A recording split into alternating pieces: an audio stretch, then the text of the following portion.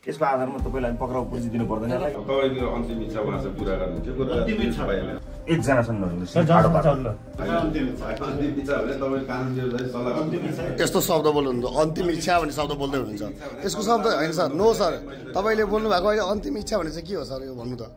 तल जानलाई चाहिँ अन्तिम इच्छा भने त त्यही हैन त त्यस्तो बोलिँदैन नि सर सर डेढ साहब हुनुहुन्छ अन्तिम इच्छा भन्ने हुन्छ सर एउटा पक्राउ गर्न आएको मान्छेलाई अन्तिम इच्छा भन्ने हुन्छ त्यस्तो हुँदैन नि सर त्यस्तो हुँदैन नि सर सर अन्तिम इच्छा एउटा हैन अदालतले दिएको आदेश अदालतले दिएको आदेशलाई अन्तिम इच्छा भन्यो सर एउटा डिएसपीले एउटा पक्राउ गर्न आएको व्यक्तिलाई अन्तिम इच्छा भन्दै हुन्छ उहाँले आजलाई चाहिँ तपाईहरुले चाहिँ एकचोटी कानुन व्यवसाय सल्लाह गरेर जान्छु भनेर भने हैन अन्तिम इच्छाको अर्थ के हो देशा हजुरको नाम के हो रे हजुरको नाम हैन नाम त भन्न मिल्यो नि सर देशा नाम मात्रै हैन तपाईको आईडी पनि हेर्ने अधिकार हुन्छ हाम्रो जसकै नाम होइन तपाईको आईडी हेर्ने नि अधिकार हुन्छ अन्तिम इच्छा पढ्ने सर अन्तिम इच्छाको अर्थ के हो अदालतको आदेश र सरकारी वकिलले पठाएको पक्राउ पुर्जी चाहियो त्यो त चाहियो अनि त्यो पनि चाहिला ठिक छ उहाँले दिन्छ अन्तिम इच्छा भने चाहिँ के हो सर अहिले हजुरले अन्तिम इच्छा सर हजुरले अहिले भर्खर तपाईको अन्तिम इच्छा के हो भन्नुभयो नि सर त्यो पनि बोल्ने तरिका हो सर तपाईँ डेस साहब जस्तो मान्छे वकिलसँग कुरा गरेर जान्छु भनेर भन्नु अनि हजुरको अन्तिम इच्छाको शब्द त्यही हो आजलाई चाहिँ नि ठिकै छ त यहाँ चाहिँ हामीसँग जानलाई त्यही कुरा गर्नु भएको हो नि हैन र सर यहाँ हाम्रो सभापतिज्यूलाई तपाईँहरूले पक्राउ गरेर आउँदै हुन्छ अन्तिम इच्छा भनेको के हो त सर त्यो सर नबटार्नु भन्ने कुरै होइन नि सर यसको आधारमा तपाईलाई पक्राउ पुर्जी दिनु पर्दैन यो आदेश त पक्राउ पुर्जी दिनुस् न आदेश त आइसकेछ त पक्राउ पुर्जी दिनुस् न आदेश त अदालतको पुर्जी दिनु पर्यो नि तपाईले मलाई ठिक छ हजुर सबैले लेख्छु जानै तयारै छु त लैजानुस् न कति भनेको यही लेखेर आउने हो मलाई पक्राउ पुर्जी त मलाई जारी हुनु पर्दैन अहिले लेख्ने तपाईले अब कस्तो हजुर है तपाईहरुलाई त्यो हजुरको आदेश आइसक्यो बोलेछु अनि अरु के चाहियो त हजुरलाई पक्राउ पुर्जी सुन्नुस् न तपाईले पक्राउ व्यवहार मान्छे भएर तपाई घरमा आएर तपाईले यहाँ लेख्ने हो यो स्पोर्टमा लेख्ने फर्काउन चाहिँ किन खोज्नु त्यो हैन तपाईले किन फर्काउन कुरा नगरौँ न हामी लिन पक्राउ गर्न आएको कानुनमा चाहिँ आउँछ नि कस्तो कुरा गर्नुहुन्छ पक्राउ गर्न आएको पक्राउ गरेर लेख्नु कानुन व्यवसायको कुरा गर्नुस् हैन सर प्लिज योमा लेख पक्राउ पुर्जी लेखौँ हामी जाउँ लेख्नुस् न धेरै भन्दा लेख्नुस् पर्दैन यो भनेर रेकर्ड मेरो लोकललाई दिनु हैन त्यसपछि कानुनमा चाहिँ हाम्रो अगेन्स्टमा जाने ठाउँ छँदै छैन हामीले गल्ती गरेपछि दिनुस् न त ल्याउनुस् कि ल्याउनुस् मैले सही गर्नु पर्यो नि मलाई दिनुस् न पक्राउ पुर्जी कस्तो अचम्म यार एउटा पक्राउ दिनुस् न पक्राउ पुर्जी लेख्नुस् दिनुस् न भइगयो त ल दिनुस् मलाई हुन्छ नि हजुर हामी वकिल साहब भोलि कानुनको विपरीत गरेपछि तपाईँ ठोक्नु होला नि त हाम्रो मुद्दा हाल्नु यस्तो भन्ने हुन्न नि म त गइसक्छु नि भोलि ठोक्नुस् त कानुन पहिला तपाईँ थन्दै अनि पत्र दिने मलाई सुन्नुहोस् न सुन्नुहोस् सम्मानको साथ मलाई सुन्ने अनि हामी सम्मान गर्छौँ पत्र दिनुहोस् न पत्र दिनु न पत्र ए सर पत्र दिनु न मलाई ए ल भयो पत्र दिनुहोस् भइदिएको त केही गर्नै परेन त छैन पत्र दिनुहोस् लैजानुहोस् एउटा पत्र त मैले दिनु पर्यो नि पत्रै हुन्न र पत्र दिनु न भइगयो त विवादै छैन त म गइहाल्छु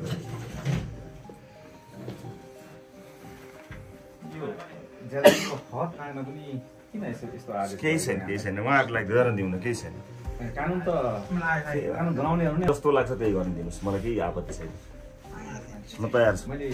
दिनुभन्दा पूर्व यहाँको नाम सोधेँ हजुरलाई हजुर उसको नाम मेरो नाम आवश्यक छैन पछि बुझिहाल्नु म 10 रुपियाँ दिन्छु त्यही राख्नु होइन साधारणभन्दा साधारण प्रश्न पनि आम नागरिकले सोधेको गर्दा पनि तयारी भएर आउनुपर्ने होइन यो मेरो हकमा पर्दैन केही नियम कानुन केही लाग्दैन मलाई लानै सुन्ने हो केही फरक पर्दैन म तयार छु नि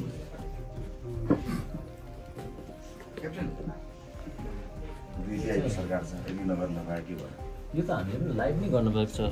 आम जनताले जान्न बुझ्नै पर्ने कुरा होला नि यो त जान्न पाउँछ होला नि एउटा पूर्व गृहमन्त्री जस्तो पदमा बसेको पार्टीको जिम्मेवार सभापतिज्यूलाई उसको घरमा आएर यहाँ बसेर लेखेर अनि पत्र लेखेर लेख्नुहोस् न यता नहेर्नुहोस् यार लेख्दै हुनुहुन्छ नि लेख्नुहोस् तपाईले कानुन बुझ्नु भएको छ तपाईले जति पढ्नु भएको त्यति नै पढाएको छु कानुनको कुरा के गर्नु एज कति हुनुभयो हजुर मेरो 40 हामीले बुझिहाल्छौँ वकिल साहब हुनुहुन्छ बोल्नुहुन्छ ठिक छ है यो कुन नगरपालिका हजुर बसेको यो ग्रामीण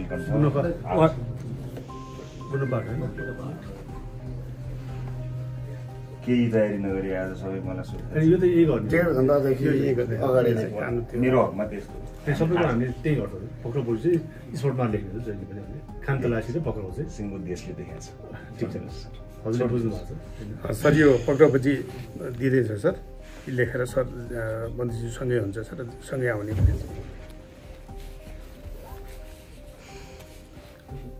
हजुर नाम ए हुन्छ हुन्छ सर हस्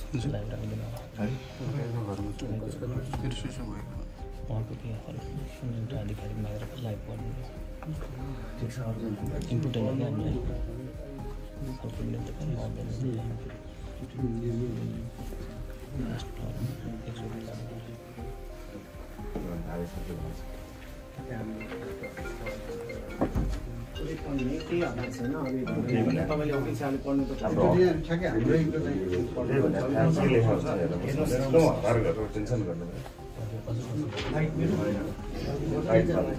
हाम्रो पछाडि होला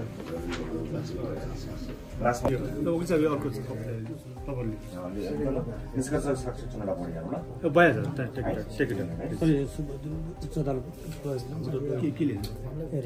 उच्च अदालत तुलसीपुर बुटोल इजलास उच्च अदालत तुलसीपुर बुटोल इजलास इजलास उच्च अदालत तुलसीपुर तुलसीपुर सहकारी ठगी समिति कसो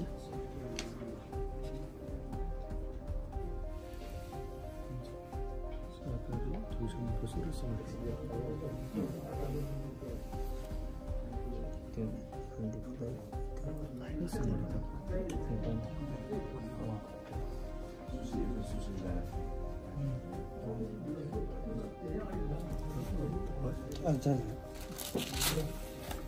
र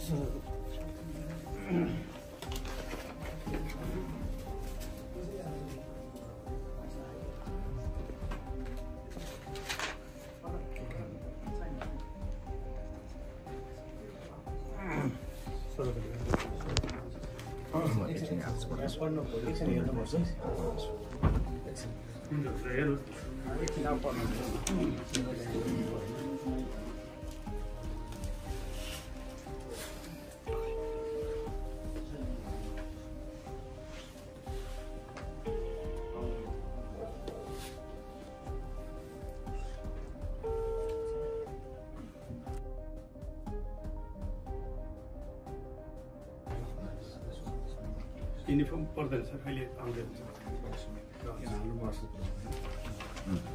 ठ्याक्कै कुरो यहाँ पढ्नु पऱ्यो नि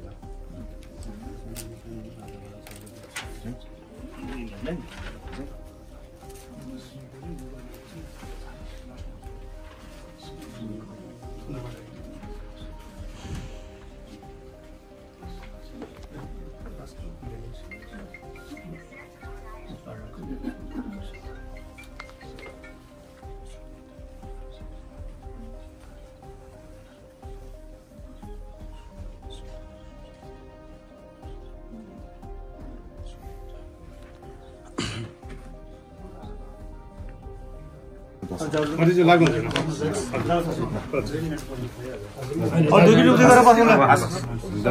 मेरो ब्याग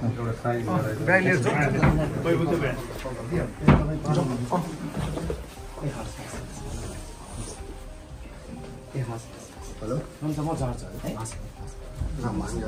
भगवान् छ न्याय डिभिजन पर्छ केही फरक केही समयको परीक्षा हो है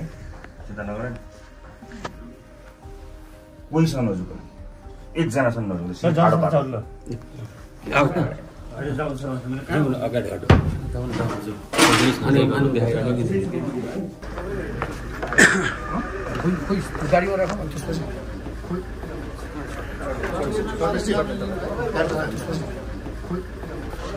केही भन्नु छैन मलाई जनताले देखेका छन् बुझेका छन् आशा छ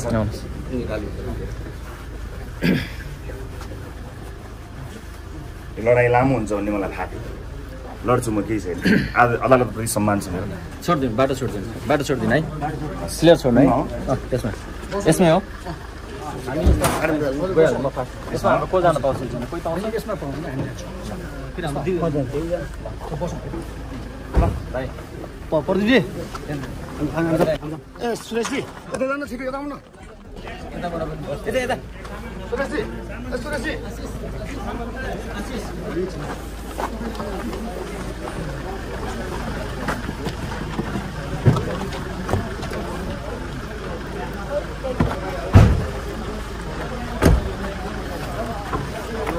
तिम्रो अहिले जहाँ राखेको छ त्यही राख्नु केही फरक पर्दैन होला गेटमा चाबी चाहिँ छोड्दिनु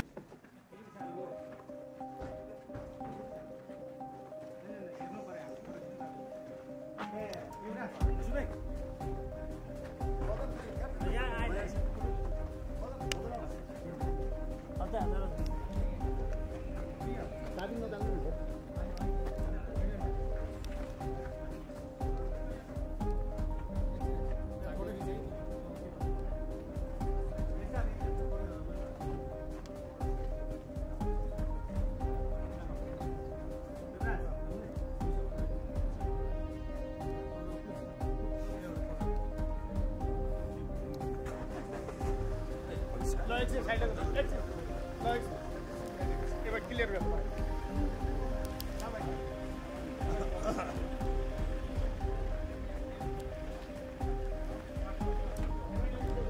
छोडिदिनुहोस् न अब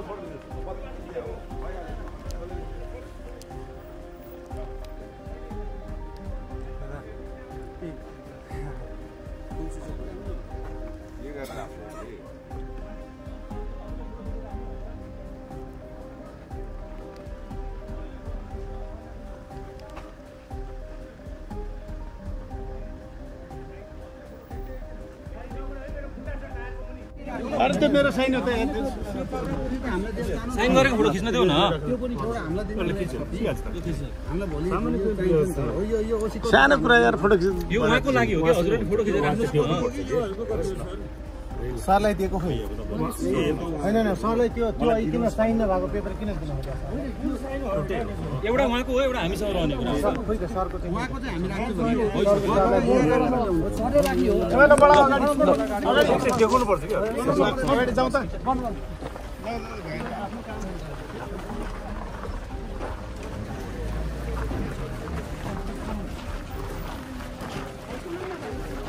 सुनिएको छ